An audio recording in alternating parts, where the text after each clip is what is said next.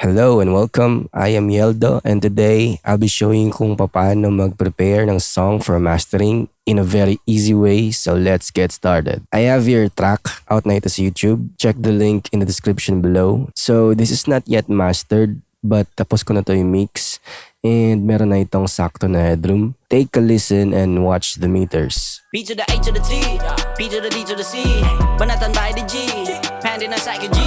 Di ko malaman anong kinalaman ng mga kalaban na to sa larangan. Nagmamatapangan, nagpapagalingan, naghihilangan, nakina naman yan. Flow, akin lang minaman, pula, minaman, pa kasi ito'y minaman. Di ko lang malapili ko lang yung buhay ko. Kaya naman pala, nagliliyap ka na bitaw ko, pwede na mapula.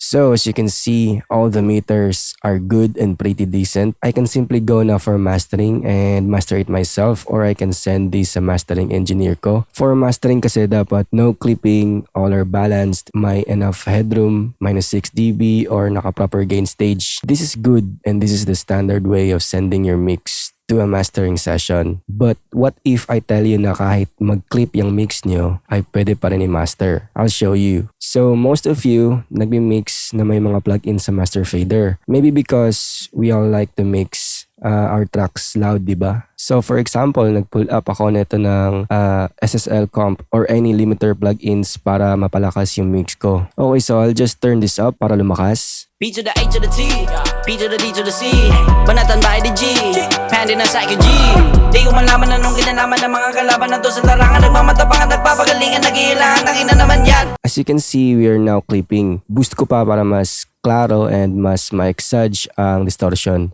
B to the A to the T, P to the D to the C, banatan by the G, pandi na sa G. Di ko malaman anong kinalaman ng mga kalaban na to sa larangan. Nagmamatapangan, nagpapagalingan, naghihilangan, nakina naman yan. Flow, akin lang minaman. And okay na. Super loud, clipping, and distorted. And you might thinking now, What the F, yun pwede master kasi nakiklip. Yun tatanggapin ng mga mastering engineer kasi wala nang headroom para i-operate yung mga mastering plugins. okay, relax and chill bro. Just wait. So export muna natin to. Now the important part is itong wave beat depth. Make sure na ang pipiliin nyo ay 32-bit float and then export. So na-export na natin tong distorted mix track and we are now ready for mastering. Watch the levels first before ko pindutin yung magic button. B to the A to the T, P to the D to the C, banatan by the G, pandi na sa G.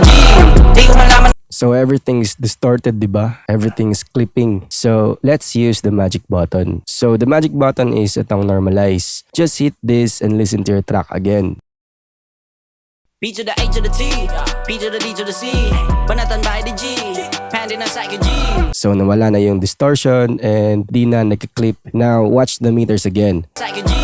Di ko malaman anong kinalaman ng mga kalaban na to sa larangan. Nagmamatapangan, nagpapagalingan, naghihilangan, nakina naman yan. Flow, akin lang minaman, pula, minaman, pa kasi ito'y minaman. Di ko lang malapili ko lang yung buhay ko. Kaya naman pala, nagliliyap ka na bitaw. May enough headroom pa para mag-insert ng mga mastering plugins. So that is basically it. Even if may konting distortion or nakiklip ang mix nyo, just export it into wave 32-bit float file and good to go na. I don't know what is the science of this, but it works. Remember that if it sounds good, it's good. Okay? So that's all guys. Thanks for watching and see you again next time.